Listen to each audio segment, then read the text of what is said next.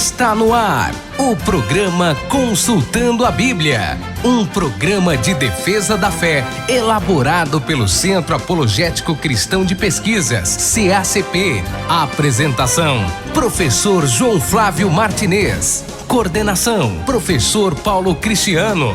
Participe com perguntas para o programa. Escreva para o nosso e-mail cacp@cacp.org.br. Tenha sempre informações atualizadas sobre o mundo sectário. Acesse www.cacp.org.br. CACP, fazendo pela verdade o que as seitas fazem pela mentira.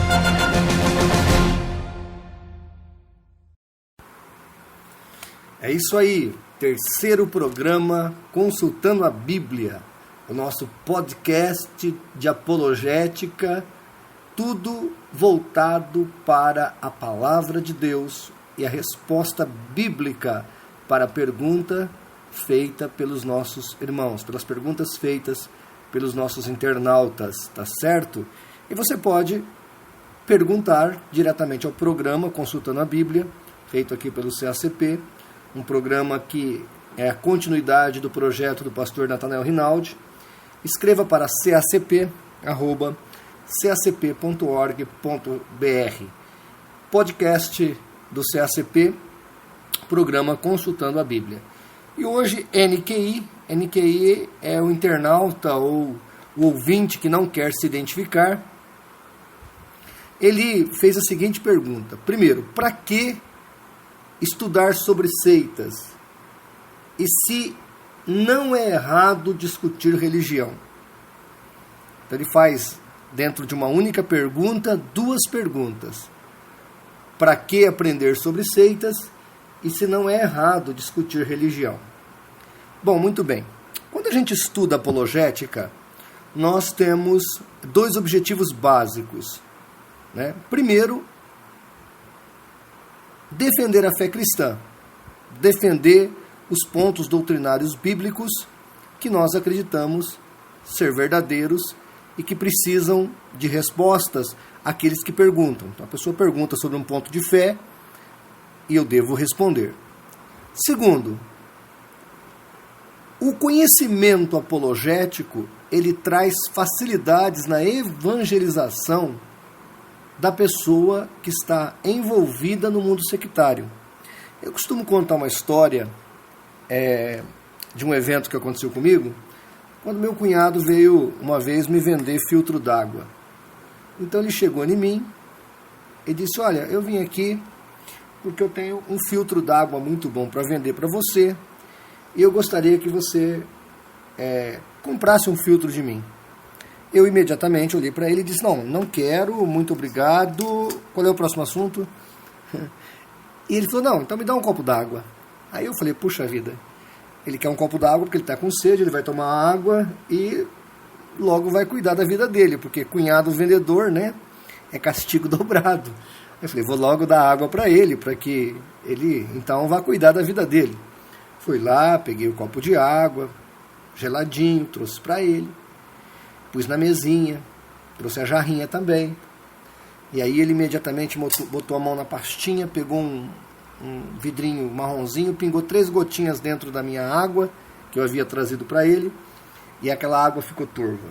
E ele começou falando: olha, a água que você está bebendo tem cloriformes fecais, tem excesso de cloro, essa água produz pedra no rim, produz câncer no estômago, produz problema no esôfago, e foi falando tanta coisa que eu fiquei assustado.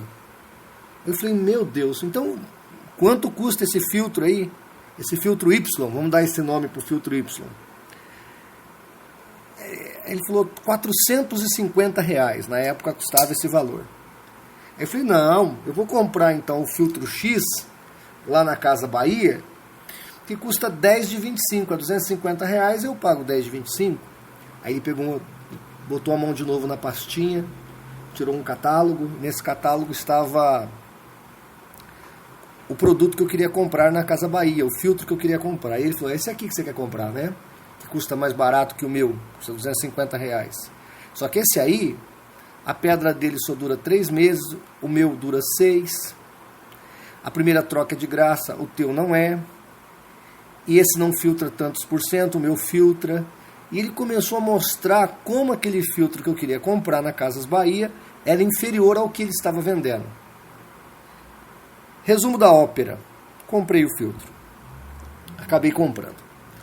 O que tem a ver isso com a apologética? Bem, na hora que nós transmitimos o Evangelho, de certa maneira e de jeito semelhante, nós estamos fazendo algo como fez o meu cunhado.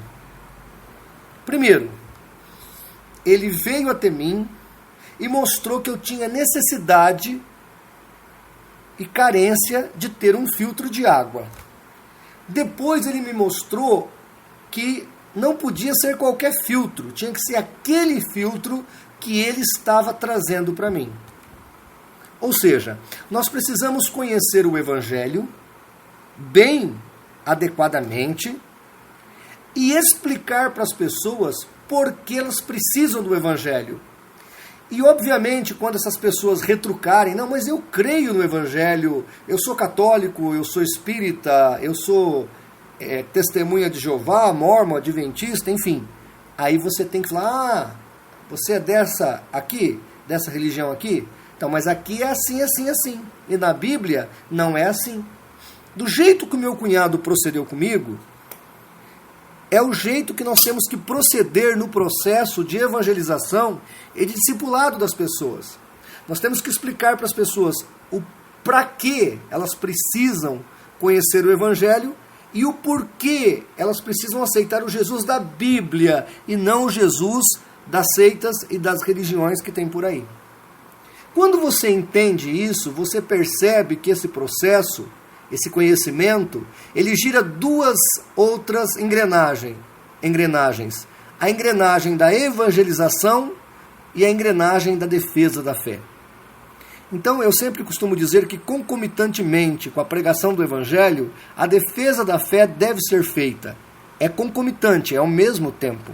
Claro, pessoal, que o exemplo que eu estou dando aqui do meu cunhado, do ato dele vender um filtro d'água, é um exemplo esdrúxulo comparado à pregação do Evangelho. Mas o meu cunhado, para vender o filtro dele, ele conhecia muito bem o seu produto, a importância de ter o produto dele, ele sabia explicar muito bem isso, e ele também entendia qual era o produto da concorrência e por que o produto dele era melhor que o da concorrência. Isso é relevante nós entendermos para termos a concepção que na hora que pregamos o Evangelho, precisamos conhecer bem o Evangelho que estamos pregando e também o Evangelho que está sendo pregado aí fora, contaminado, um Evangelho problemático, um Evangelho deturpado. Bem, eu acho que diante disso, o NQI aí já recebeu a primeira resposta, o para quê de estudar apologética, heresiologia. Agora, a outra questão, e aí eu quero só ler, antes de eu passar para outra questão, só alguns versículos bíblicos. Tito 1,9 fala assim: retendo firme a fiel palavra, que é conforme a doutrina, para que seja piedoso tanto para admoestar com a sã doutrina, como para convencer os contradizentes. 1 de Pedro 3,15 fala assim: antes santificai em vossos corações a Cristo como Senhor, e estáis sempre preparados para responder com mansidão e temor a todo aquele que vos pedir a razão da esperança que há em vós.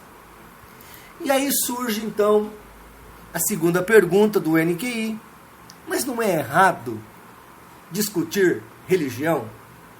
As pessoas sempre falam isso, olha, religião não se discute, política não se discute, esporte, futebol não se discute. A gente sempre escuta essa conversa, só que todo momento, quando a gente liga a televisão, o que nós temos ali? A discussão de política o tempo todo e a discussão de futebol o tempo todo. E política, se você votou num candidato e não gostou dele, daí 4 anos você troca de candidato. E futebol ou esporte, se você tem um time e não gosta mais dele, você pode comprar outra camiseta e trocar de time. E por que religião, que é muito mais relevante, já que se você morrer e eu estiver certo, você não terá como trocar de time. Não terá como trocar de candidato. Não terá como mudar de lado, porque a Bíblia é clara, o homem está ordenado a morrer uma só vez, vindo depois disso o juízo, Hebreus 9, 27. Então, discutir religião é uma coisa séria, deve ser discutido. E quando a gente fala discutir, a palavra discutir é meio satanizada, né? Ela foi destruída, desconstruída. Então, discutir não é bom. Não, discutir é bom. Brigar é que é ruim. Brigar não é bom. Brigar não é producente. Discutir é bom. Discutir se deve. Você discute o seu relacionamento com a sua esposa, você discute a convivência no lar com seus filhos. Isso é natural. Vamos para a Bíblia. Judas 1, verso 3 diz assim: Amados, procurando eu escrever-vos com toda a diligência acerca da salvação comum. Olha bem, ele estava escrevendo com diligência sobre a salvação comum. Aí ele pensa e põe uma vírgula. Tive por necessidade escrever-vos e exortar-vos a batalhar pela fé que uma vez foi dada aos santos. Então, aqui Judas faz uma separação entre o evangelho comum e a sua pregação e a defesa da fé. E a necessidade de batalhar, de defender, de fazer apologética da fé cristã. Então, a Bíblia manda, a Bíblia pede que a fé cristã seja realmente defendida através da pregação do evangelho bíblico e verdadeiro. Nós temos na palavra de Deus que, às vezes, a Bíblia fala claramente, é necessário corrigir e repreender. Paulo fala isso em 2 de Timóteo 4:2. Em Gálatas 2:11, Paulo repreende Pedro na cara, ou seja, Pedro era repreensível e Paulo teve que fazê-lo e assim procedeu. Em Atos 9:29 e Atos 18:28, nós vamos encontrar falsos mestres sendo inquiridos e desmascarados em público pelos apóstolos, pelos servos de Deus. Então, discutir religião não é uma questão menor, é uma questão importante e necessária. E é claro, toda vez que a gente fala nisso, as pessoas falam, mas você não pode julgar. Jesus falou em Mateus capítulo 7, não julgueis para que não sejais julgado. Ora, não tire o texto do contexto. O que Jesus está dizendo em Mateus 7:1 é o julgamento hipócrita, o julgamento mal feito, o julgamento fora dos padrões bíblicos. Esse julgamento não deve ser feito. Os fariseus e os saduceus e os religiosos da época de Jesus eram mestres em fazer falsos julgamentos. E esses falsos julgamentos você não deve fazer. Por exemplo, você não deve julgar a inteligência de uma mulher pela cor do seu cabelo, ou julgar a inteligência de uma pessoa se ela é homem ou mulher, branco, negro, pardo. Isso sim é preconceito infundado. É um preconceito condenado por Jesus. Agora, com relação às questões bíblicas e teológicas, olha no mesmo capítulo de Mateus 7, versículo 15. O próprio Cristo fala, acautelai-vos dos falsos profetas. E ele vai continuar no texto falando que você deve olhar o fruto da árvore desses profetas, para ver se são verdadeiros. Porque a boa árvore produz bom fruto, e a má árvore produz maus frutos. Então, não é errado nós discutirmos os assuntos concernentes à Bíblia e também ver se aquilo está correto ou não de acordo com os padrões bíblicos. Lá em Lucas 7,43, o Senhor Jesus Cristo vai dizer, julgaste bem. João 7,24 diz, julgue segundo a reta justiça. Então o problema de Jesus não é julgar ou não julgar, é julgar adequadamente, é julgar biblicamente, é abrir os parâmetros da palavra de Deus e comparar com o que está acontecendo, como aconteceu lá em Atos com os bereanos. Paulo elogiou os bereanos porque Paulo pregava e eles iam no Velho Testamento conferir. se aquelas profecias eram realmente bíblicas. É assim que nós cristãos devemos agir e proceder no nosso viver cristão. Em 1 Coríntios 10:15, Paulo diz assim, que os que sabem, conhecem as coisas de Deus, sabem bem o julgamento. Olha lá, vamos abrir aí, pega a sua Bíblia, 1 Coríntios, capítulo 10, verso 15. 1 Coríntios 10, verso 15. Paulo diz assim, falo como é entendido, julgais vós mesmos o que digo. Então, ele está falando, olha, eu estou pregando aqui, e vocês devem aí julgar o que eu estou pregando, analisar o que eu estou falando, trazer por um contexto se está bíblico ou não o meu ensinamento, se está de acordo com o que Deus quer que seja transmitido para vocês. E em 1 Coríntios, capítulo 2, versículo 15, Paulo vai dizer o seguinte, o que é espiritual julga bem todas as coisas. Olha o que está dito aqui. O que é espiritual julga bem todas as coisas. Então, NQI, você que perguntou, para que estudar apologética? Para ter o conhecimento, para evangelizar e defender a fé. É errado discutir religião? Não, não é errado discutir religião.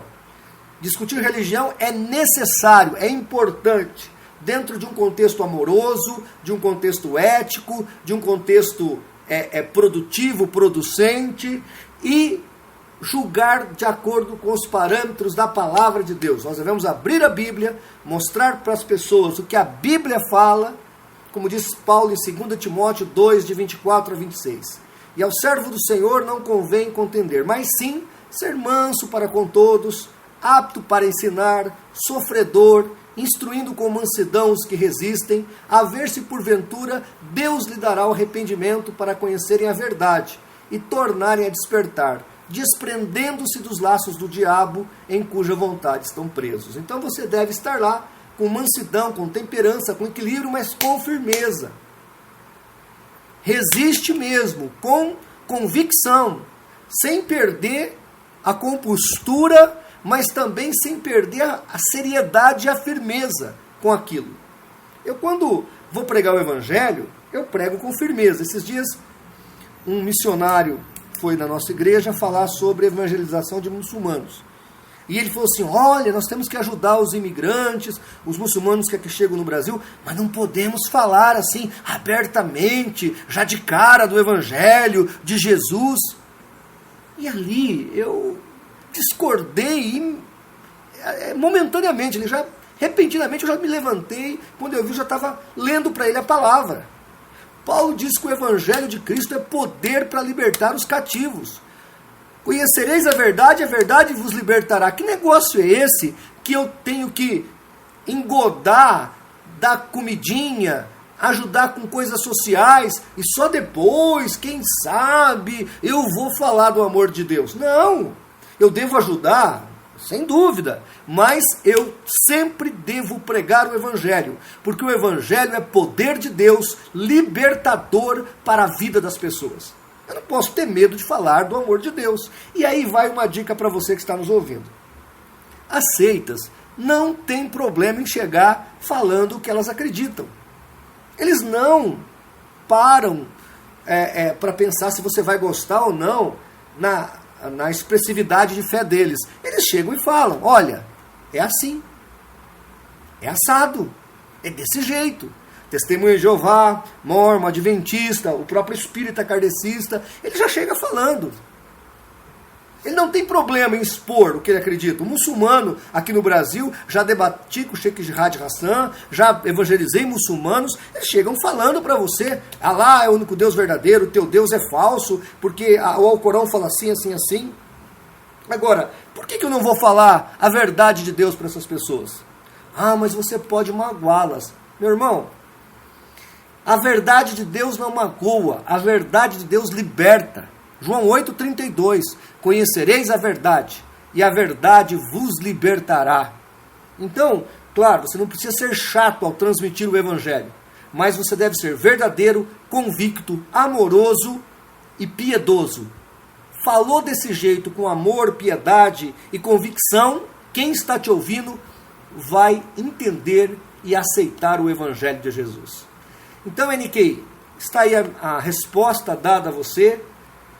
Não é errado discutir religião, é relevante e importante estudar sobre seitas, porque você vive dentro de um contexto onde tem todas essas religiões sociais envolvidas na tua existencialidade, e você tem que conhecer pelo menos as religiões que te cercam, para você ter uma palavra de ânimo, de esperança, para trazer para as pessoas que pedir ou que vier até você para falar da tua convicção de fé. E você deve fazê-lo com amor e com devoção, tá bom?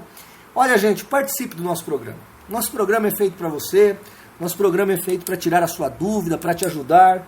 Programa Consultando a Bíblia, um programa que nasceu no coração do nosso pastor, Natanael Rinaldi, que partiu no dia 24 de fevereiro de 2016, e nós, com um jeito de homenageá-lo, trazemos esse programa até você e queremos que você desfrute desse programa. É o terceiro programa, com muita alegria, que nós estamos fazendo. As perguntas vão chegando, você pode mandar para cacp@cacp.org.br. Nós vamos ler a sua pergunta. Se você não quiser se identificar, às vezes a pessoa não quer falar o nome, então a gente usa o NQI, não quer se identificar. E se você se identificar também, nós vamos falar só o seu primeiro nome, a Maria, o João, o Pedro. A gente não vai dizer o fulano da tal igreja, da tal... Não, a gente só vai citar a sua pergunta, porque o relevante é a sua pergunta, tá bom? Um grande abraço a todos os nossos amados ouvintes. Fique ligado que a qualquer momento o CACP estará trazendo um novo programa, Consultando a Bíblia, para fazer pela verdade o que as seitas fazem pela mentira. Um grande abraço e Deus vos abençoe.